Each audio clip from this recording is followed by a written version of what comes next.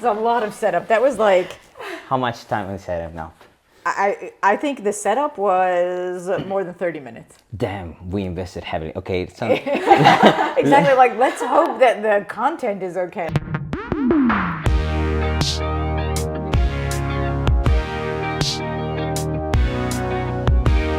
Hello and welcome to a new edition of the show that is called Strange Times. We borrowed the name from the crazy times that we are living in, but our value proposal is not only to comment on the strange developments that we are going through, but also to bring forward and amplify solutions from leading policy experts that are really thinking about how to address the many crises that we are living in our current world. Environmental crisis, economic crisis, and at the center of it all, we have this topic of migration. There are at least two ways in which this topic is connected into all of the rest.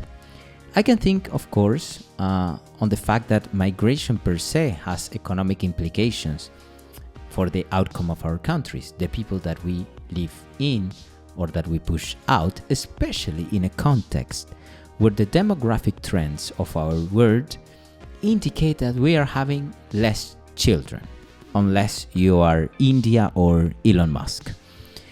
Apart from that, migration is also used as a narrative to confuse, to disinform, and as a mechanism for extreme leaders to push forward a radical agenda also in other areas of our lives, social policies, economic policies, all of the rest.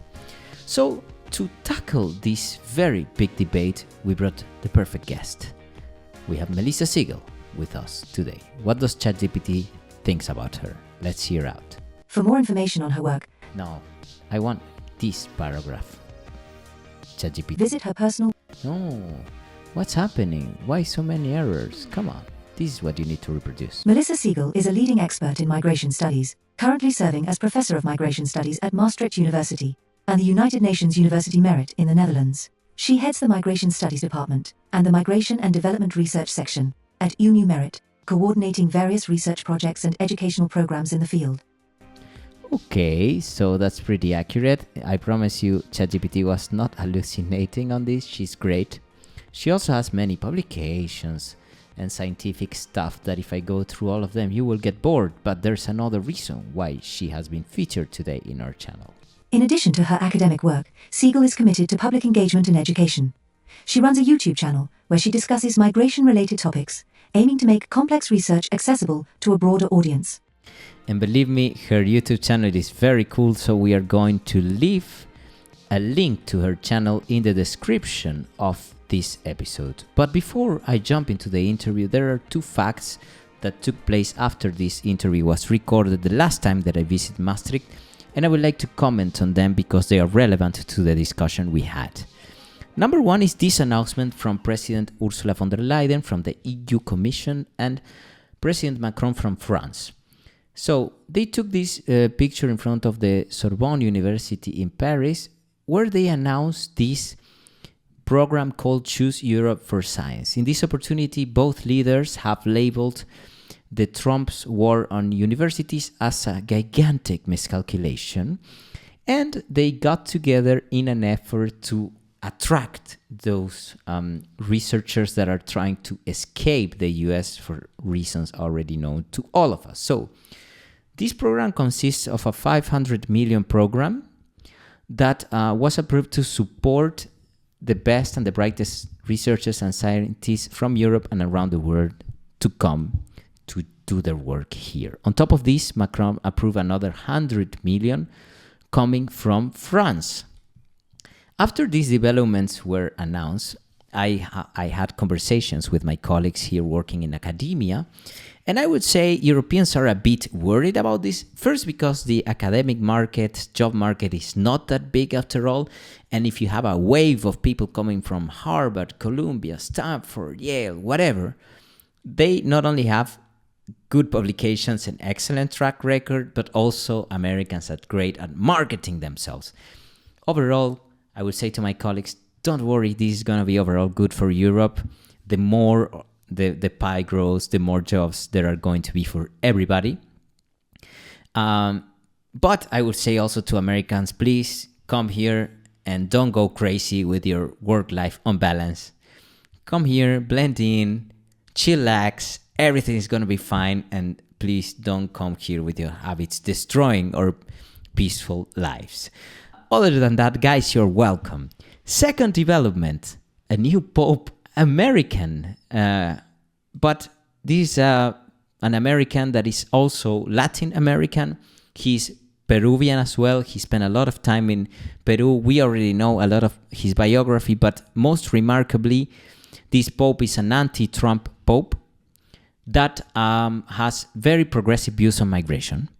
Not so much on LGBTQ issues, but you cannot have it all, right?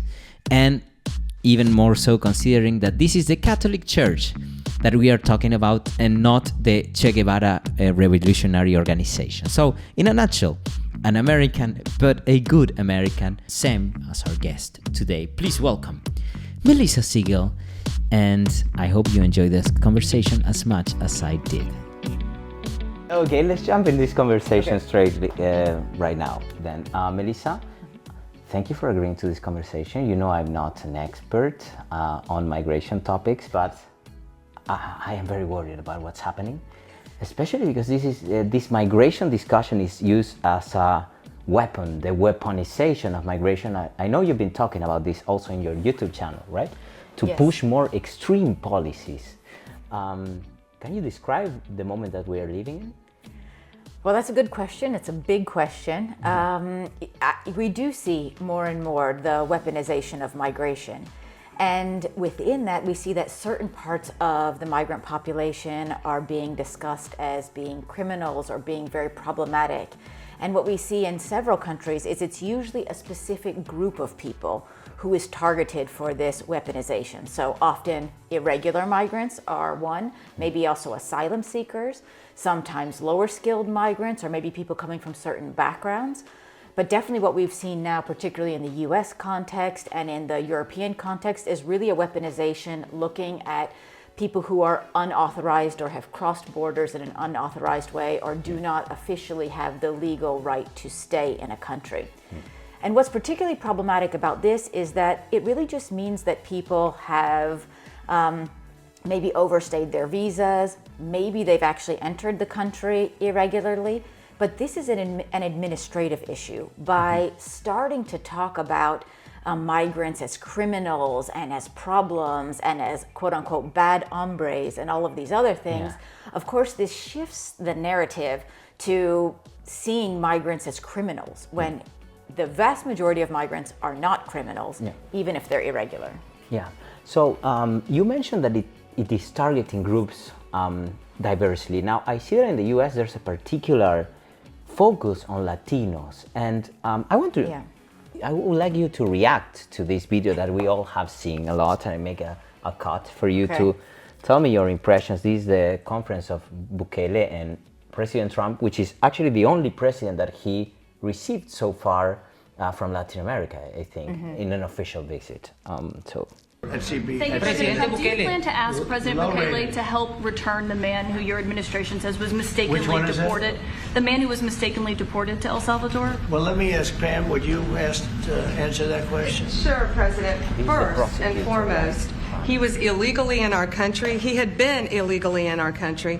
And in 2019, two courts, an immigration court and an appellate immigration court, ruled that he was a member of MS-13 and he was illegally in our country. And the Supreme Court said the district court order was unlawful and its main components were reversed 9-0 unanimously, stating clearly that neither Secretary of State nor the President could be compelled by anybody to forcibly retrieve a citizen of El Salvador from El Salvador. That is the President of El Salvador. Your questions about it, per the court, can only be directed to him. Who is that guy? The bald guy? This is the head, I forget his name right now. It's the head of immigration for the US, like the person who's like the immigration czar. Okay, that's why he invited him to comment. Yes. It's not a very famous face for non-US people, but I guess he's very relevant. Well, he is very relevant because he's basically the architect of all of these very anti-immigration policies. This guy is extremely problematic. Oh, okay. So we heard the devil himself, but now they're going to address this question to Bukele, of course. Can President Bukele weigh in on this? Do you plan to return him? Well, I'm supposed you're not suggesting that I smuggle a terrorist into the United States, right? How can I return him to the United States? Like, I smuggle him into the United States, or what do I do? Of course, I'm not going to do it. It's like, the question is preposterous. I don't have the power to return him to the United States. Well, they'd love to have a criminal, released into I mean, there's a fascination. They would love it. They're sick. These are sick people. So what are your thoughts on this? So many things to say, though. I mean, there are so many thoughts. Particularly with this case, but with so many others, it feels so much like the Trump administration is gaslighting the American public. Yeah. I mean, they just blatantly give misinformation. They lie constantly also about this case, which is just absolutely incredible. Yeah. It feels like we're all looking at red and they're telling us it's blue. And you just cannot believe the things that are being said in the Oval Office. First of all, it's not true that the Trump administration won the court case in the Supreme Court 9-0. The Supreme Court made very, very clear that the Trump administration needs to make a very good faith effort to bring this man who was wrongly sent to El Salvador back. There were other things that were also mentioned in this clip that are absolutely wrong. Actually, the man is in the U.S. lawfully. So he currently has a status that allows him to stay in the U.S. because of concerns back in his country of origin. He was actually he's married to an American citizen, and he was never supposed to even be deported. He was accidentally on the list. The Trump administration has also admitted that it was an administrative error, that he was grabbed and deported and basically sent to a foreign gulag. And now they are absurdly talking about how it is impossible to bring this person back from a foreign prison when you have the president of that country sitting there in the Oval Office saying, well, I can't do anything about this. Are you kidding me? Who can do something about this? Of course, that's what I mean, that they are Keep him a ride in your plane. They're constantly gaslighting the American public and just everyone who is watching. You know, Trump wants us to believe that he can do anything that he wants to, that he can annex Canada, he can take over Greenland, he can seize the Panama Canal, but he cannot manage to bring back one man falsely imprisoned in another country where he has a very, very chummy relationship with the president. This is absurd. They are all in cahoots to make this as difficult as possible to bring this person back. Because can you imagine the problematic PR situation if and when this person gets returned and explains about how he was grabbed and the situation in the prison? And what happened to him, of course. Exactly. So they are doing everything in their power right now to make sure that this guy doesn't come back, because it is going to be a PR nightmare for them when he does. Today there was a senator visiting and from Maryland that went to El Salvador to try to bring this guy.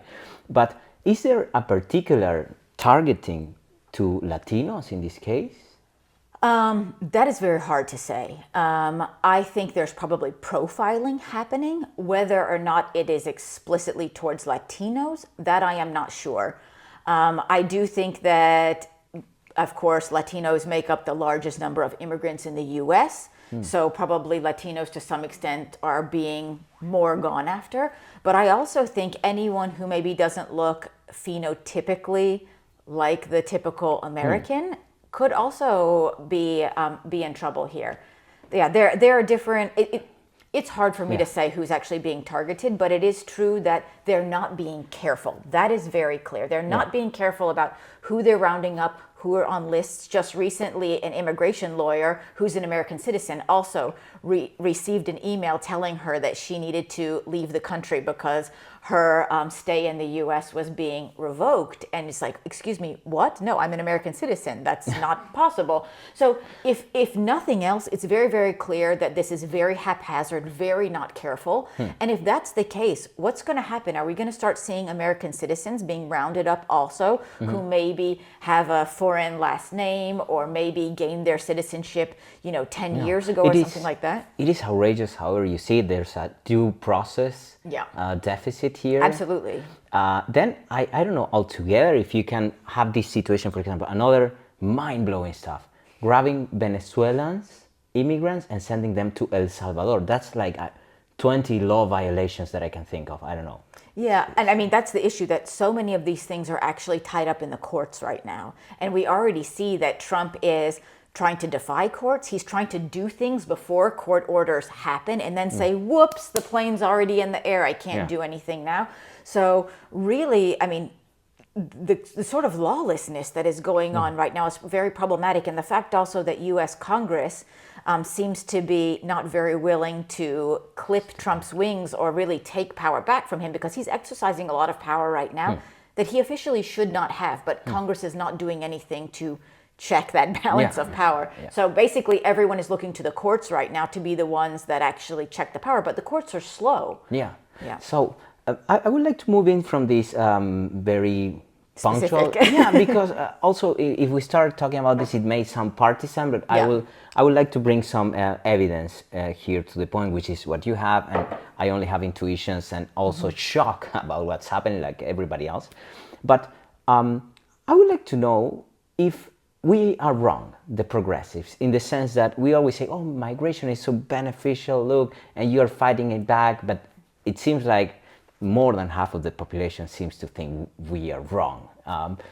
Is there something that we can concede to the right wing? What are the problems, the negative spillovers of migration? Like, if you were hired by the PVV, the right-wing party of the Netherlands, and become evil Melissa, what you would say? Like, this is a serious issue. No, look, I think we have to be honest that not everything about migration is perfect, right? Nothing about anything is perfect, and everything has pros and cons. What we've also seen is some bad policy in former times, and it's, you know, one of the things is we need to look at different types of migration, right? We have legal, regular migration, we have labor migration, we have family reunification, we have all of these different things, and I think one of the things that the publics, both in the US and in Europe, have been particularly upset about is feeling like migration has not been well managed. They feel like governments have lost control of borders, and no one wants to feel like that. People want to feel like their governments have control over the borders, like they have sovereignty over what they are doing. And it is true that there have been large numbers of people in recent years for different reasons that have crossed borders irregularly. Now, we also have solves to that. There is policy that we can put in place to have a much more well-managed migration situation.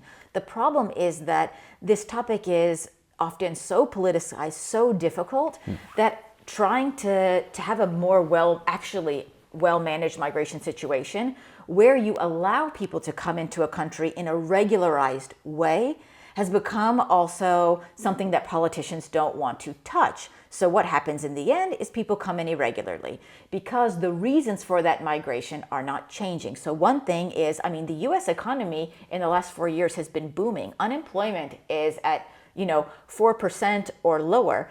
Companies need workers and they don't have those workers. So what would have made much more sense in the US situation is to actually create labor migration programs and allow people, vetted people, right? So we have procedures to make sure that criminals aren't coming in, that others, that bad hombres are not coming in, but they could actually come in a very legalized, well-managed way to work in the dairy farms, in the poultry farms, to work in construction sites, all of these things. There's no reason that these things that are happening now, very much under the radar in the gray sphere, couldn't be brought to the light through regularization programs. This would be much better.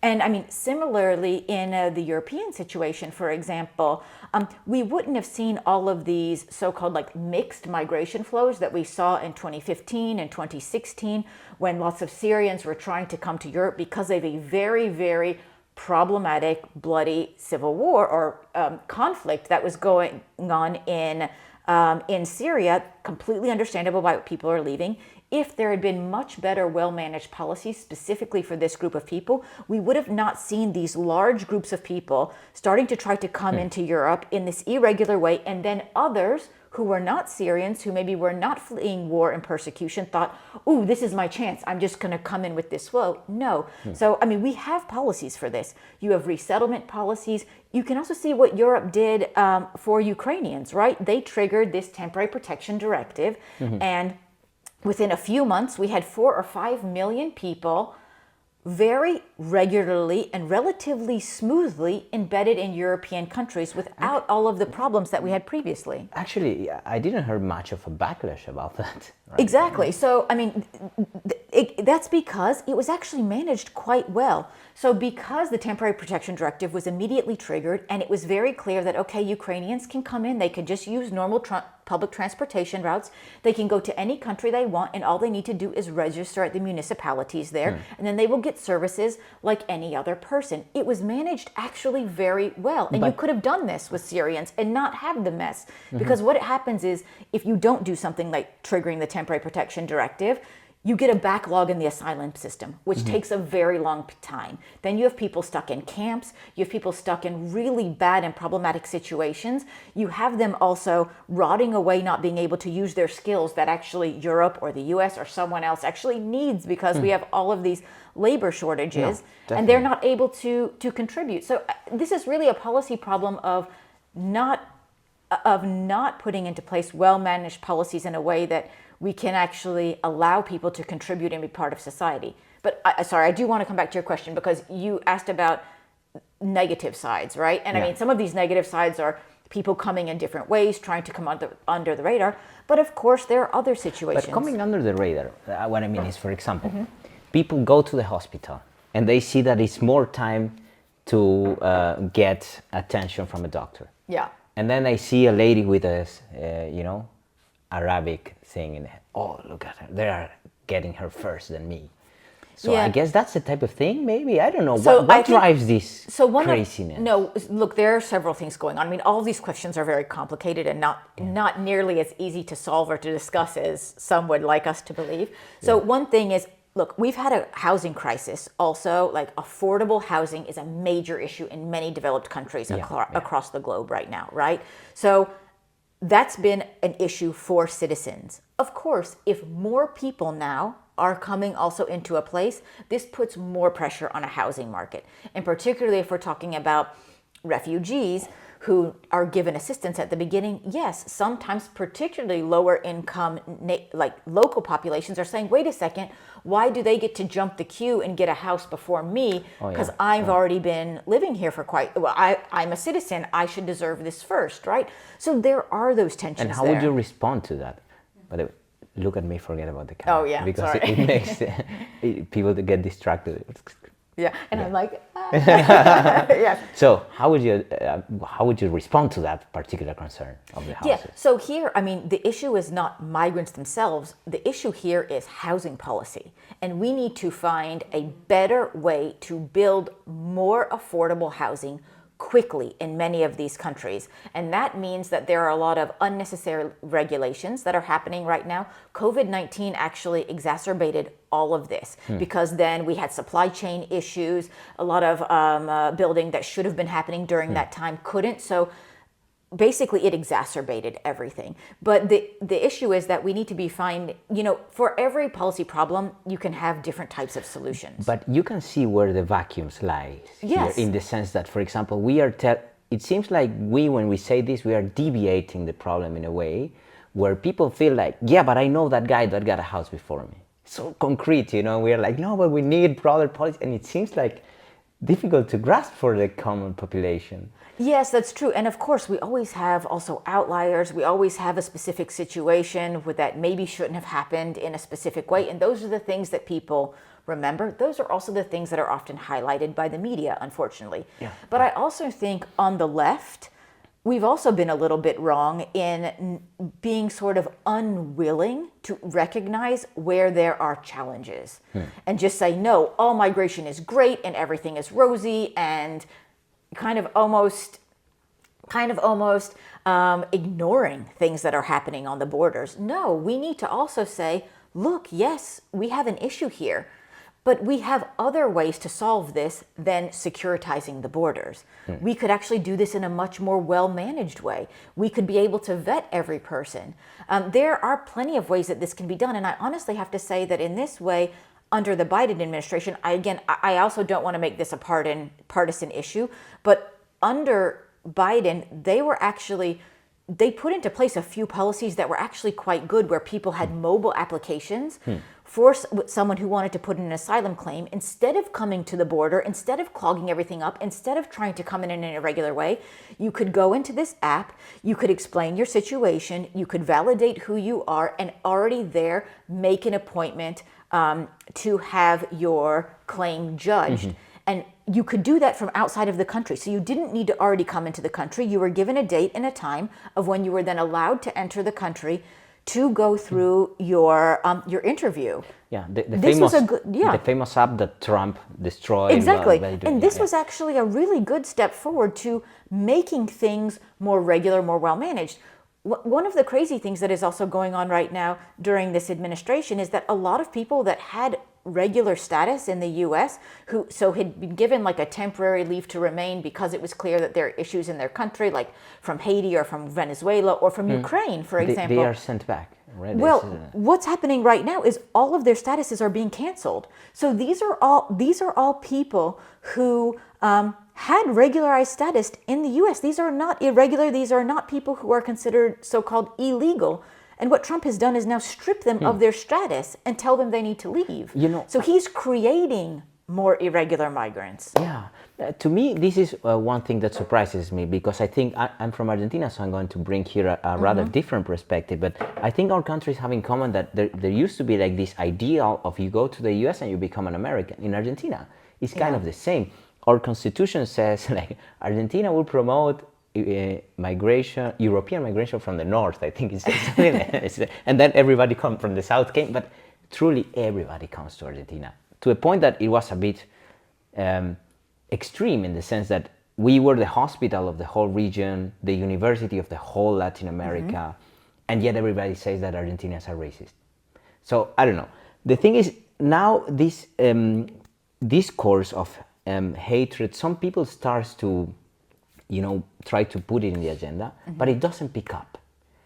And my question is, Europe used to be like that too, they tell me. Like, the attitudes were not so, it was always historically like this continent, or even the US. When did this start to change?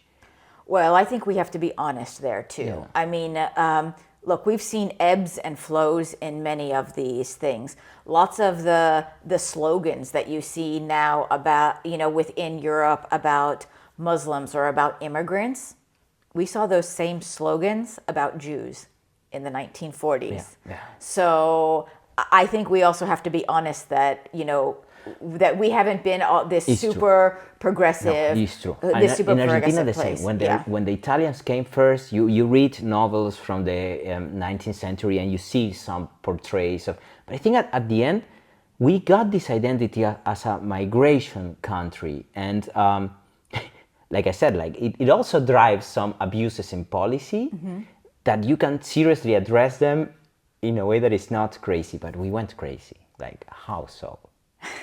I think that's a very hard question to answer. I do think that, let's say, some of the rules of the game of how politics was played previously have started to change. So, there were kind of gentlemen's agreements, or things that politicians just didn't do previously because it was seen as unethical, where you kind of feel like the boxing gloves have come off, and these things have been taken out. I mean, I think we also forget that we've had this, prosperity for so many years in North America, in Europe, in the West more generally. And I think people have also forgotten how good they have it.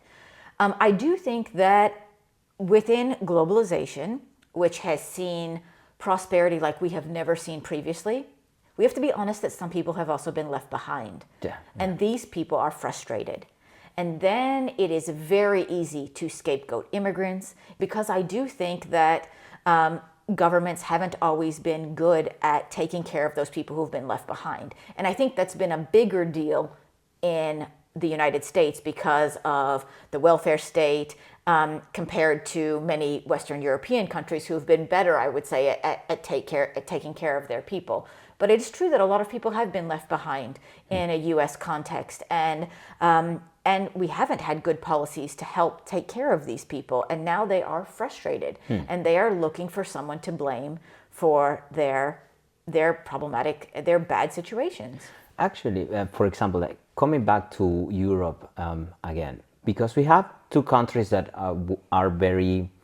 that bring a lot of migration, which is Spain. It was actually very easy, and they're so migration friendly, and the Spanish economy seems to be doing well. And if a Spanish person hears this, because I'm also Spanish, and I love that country as well, and if somebody from Spain will hear me, but we cannot find a job, what the hell, this is crazy, because, I don't know, they also feel this empowerment.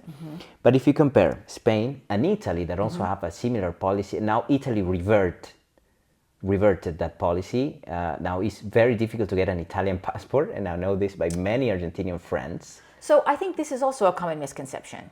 Wow. So you're right that Italy has started to tighten up their citizenship rules and laws, but Italy had some of the most open, most easy, I mean, you could go back multiple generations showing that you had any kind of tie to Italy. That is not normal in most countries. Yeah. What we actually see is that Italy is just coming more in line with other countries. And even so, they've just brought their policy back to, okay, if you have a parent or a grandparent who is Italian, you can get citizenship, which is still pretty open. It's still considered pretty open compared to most other countries in the world. So yes, we have seen a tightening up there, but I would not say that their policy has become extremely restrictive when it comes to citizenship policy. They're just coming a bit more in line with the rest of the European countries. But is it true that Spain is managing this well? Like, which countries are like the prize in Europe? So I think we have to be careful to say a country is great at migration in general, because if we look at migration, you have a lot of different migration policies within migration. So like what we were just talking about right now is citizenship acquisition, right? So some countries are doing this well. I would say, and again, it depends. So in Italy and in Spain, if you can trace your lineage back to those countries, it is very, very easy. But if you can't trace your lineage back to those countries, it is not nearly as easy. So we have to be a little bit careful with how we're also talking about these things. I do think that Spain has actually shown some very good seasonal worker policies. So they bring in a lot of migrants from Africa, from other countries, particularly to work in agriculture. These are seasonal programs where people come for some time, they work in the fields in agricultural production, they go back again, and these are actually quite good programs that other countries could definitely learn from. We have countries like Germany who are doing a lot of labor migration pilot projects right now, because Germany also has a ton of labor shortages, and they are working with other countries to also train people in those countries and then bring them directly into jobs in Germany when they are trained up to German standards. So we do have plenty of good practices there. I think the Netherlands also has a very good practice when it comes to highly skilled migration and highly skilled visas. Here, it's not a very heavy administrative procedure, and it can happen pretty quickly, but those highly skilled migrants need to already have a job offer in the Netherlands. They need to clearly be making above a certain amount of money, which is showing that employers really need them, really want them, or you would never pay the person so much money. And then you can easily bring them into the country. So I do think we have good practices in different types of migration policies. Canada has a great policy with regard to resettlement of refugees, because we know the need for resettlement is extremely high around the world. We have more displacement nowadays than we have had since World War II, and we don't see the underlying causes for that displacement stopping anytime soon. So we need to find solutions for people. And I do think that Canada has this great policy of resettling people, but not only from the government. They also have what's called a private sponsorship policy, where Canadian individuals or groups of individuals can say, you know what, I'm willing to sponsor a refugee to come to the country. And then they basically say, we'll take responsibility for this person, we'll take responsibility for them financially, we'll find housing for them, and we will help them integrate into the local society. And this is one of the most democratic ways you can actually bring your friend. I mean, but and they're taken care of, and the integration outcomes for these people are fantastic in Canada too. So I think we can look to different countries for different best practices or good practices in different types of migration. I think this is something that we really get wrong when we talk about migration. We think about we say migration, but migration is a lot of different people. And when someone hears the term migrant or migration, depending on the context, they think of a specific individual. So maybe right now in the US, they hear migrant, and maybe some people are like, oh, bad hombres, right? But in the US, you also have highly skilled tech workers who are helping to, spur the US economy. You have professors and academics in universities that are responsible for so much research and development in the U.S. right now. Do you know that in the U.S., foreigners, so immigrants, patent at a much higher rate than locals, than people who were born in the United States? Wow. It is incredible. So there is so much that can be gained from migration, but I think we have somehow politicized the topic of migration so much that we have a hard time having honest conversations and also differentiating between different types of migrants that we probably need we absolutely need different types of policies for different migrants. And what we also need, particularly when it comes to labor migrants, is we need migration policy that is in line with labor needs. And very few countries in the world have policies for labor migration that actually match with the labor needs in the country. Often there's a huge mismatch between them. And by mismatch, I mean the labor needs are usually much, much higher than countries are willing to let in through labor immigration schemes, which is a huge missed opportunity for everyone. What does this mean geopolitically for Europe? Oh, okay. At this moment. Honestly, so there's so much, right? One thing is, I think Europe has an amazing opportunity right now, right? So given the geopolitical situation in the United States, it's become very clear that the U.S., or at least the U.S. administration, is hostile to immigrants. And all the immigrants are feeling this, even highly skilled migrants. So this means that Europe has a perfect opportunity right now to start poaching, to start courting those highly skilled, highly innovative migrants in the United States right now and bring them to Europe. We know that these are exactly the people who are going to help research, development, spur these knowledge economies that we also have here in Europe. So this is the time for Europe to act and jump on the mistakes that America is making right now. I have two more things to talk, but very briefly, this particular character that is very, I don't know how to describe this type of person that is a migrant and then hates migrants. It's a very weird phenomenon. I guess there's research done about this, but how do you explain that behavior? Yeah, so this is a really interesting question. Why either current migrants vote against their own interests or why they vote against other immigrants. So I would say there are a number of reasons for this.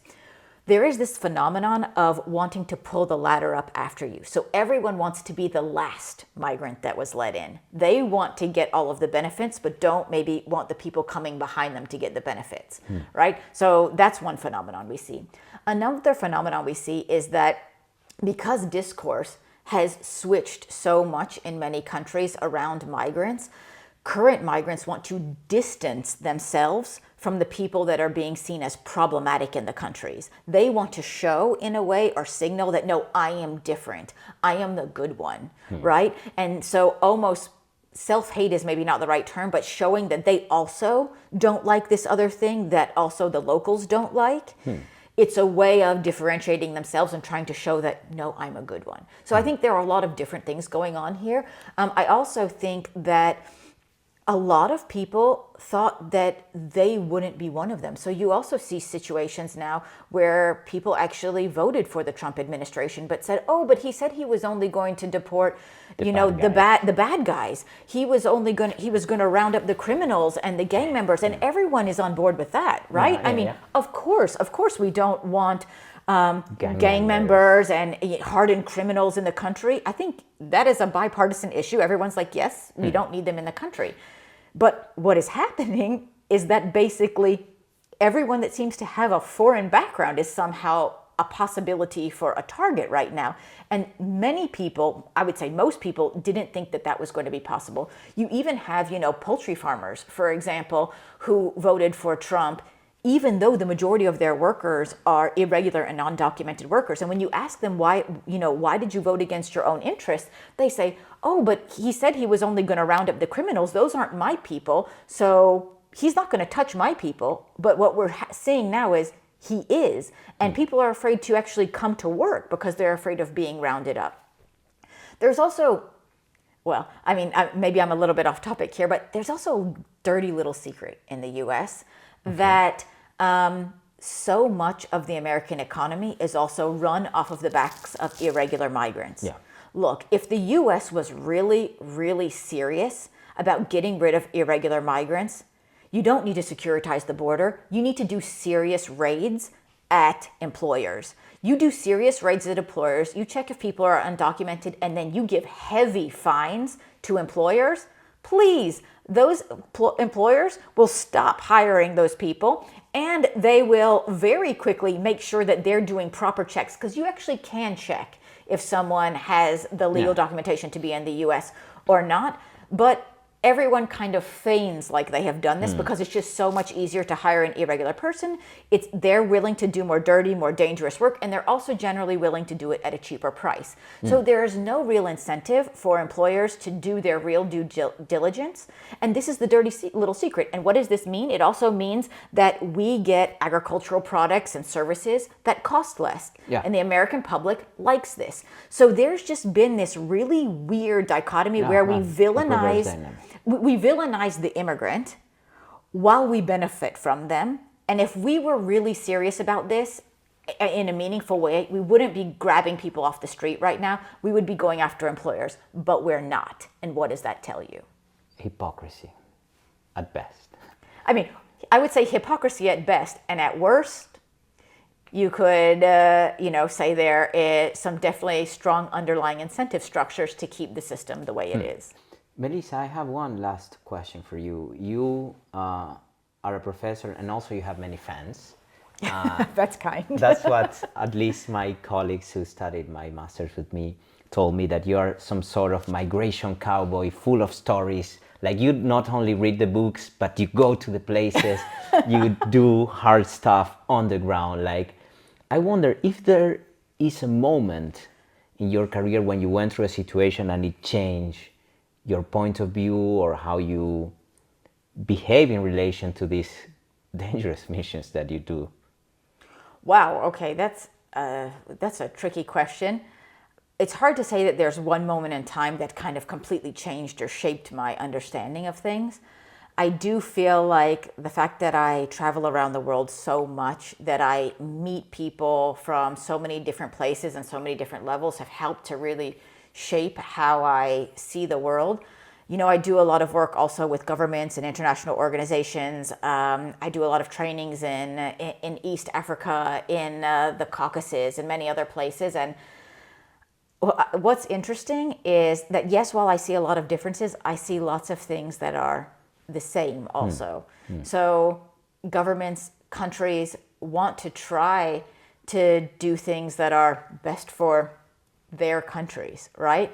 And this kind of backlash that I'm seeing right now, in a way of, me first kind of approach, is interesting, because I'm not going to name names now, but I was involved in helping a country once do a reorganization or revamp their labor immigration policy.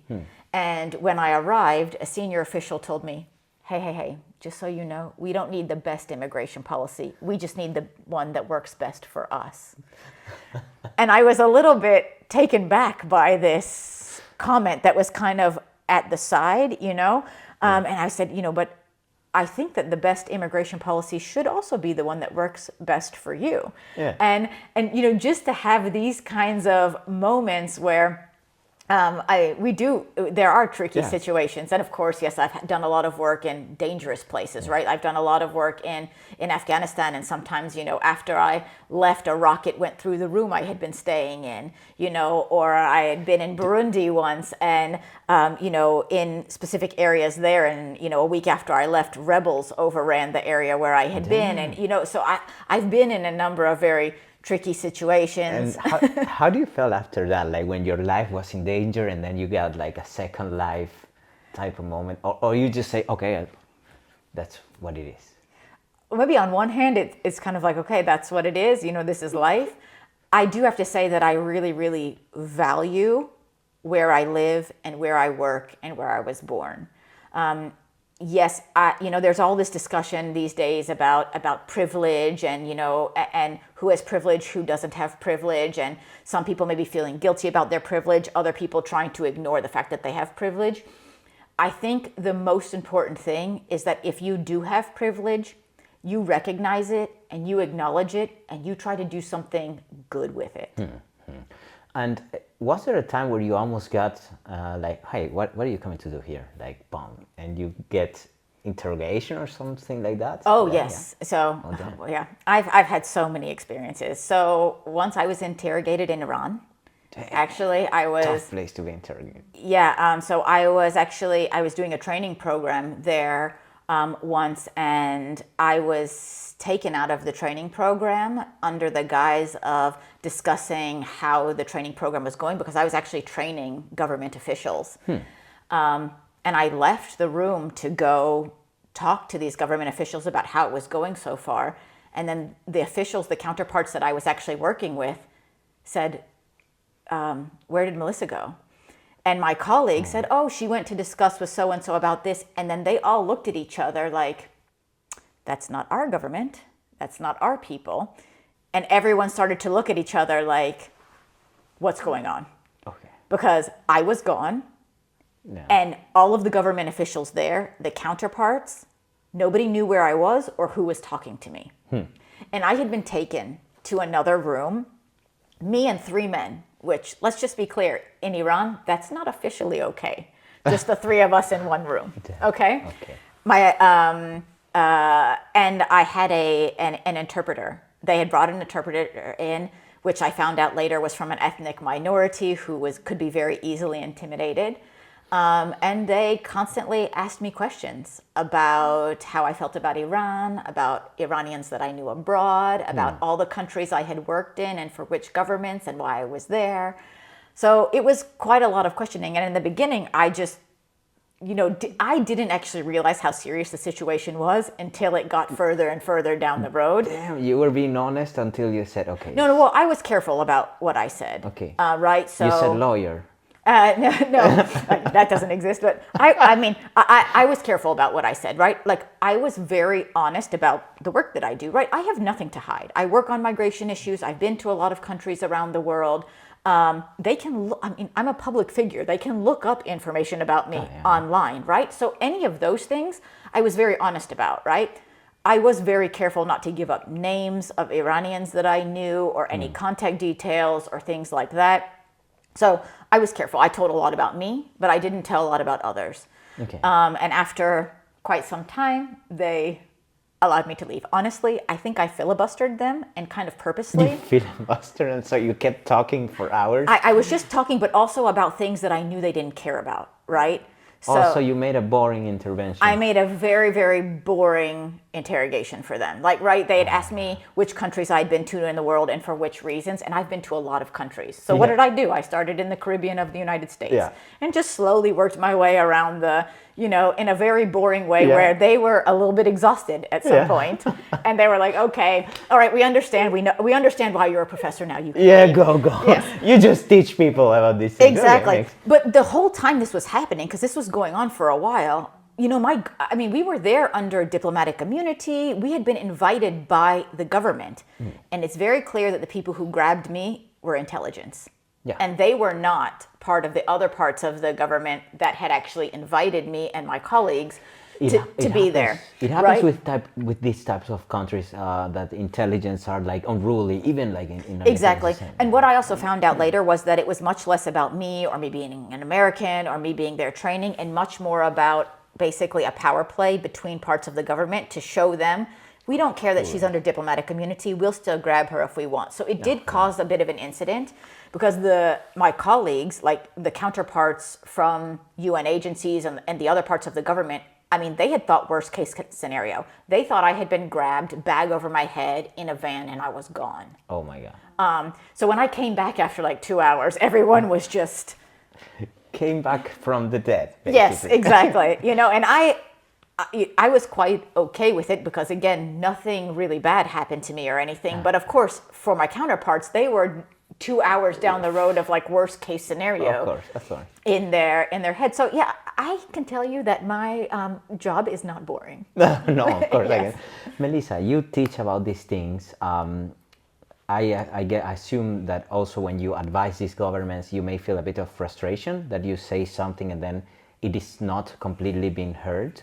But what would you advise a student, somebody that wants to know more about these things and wants to study migration, apart from the fun part that you like, what would you say is the reason why we should keep digging into these things?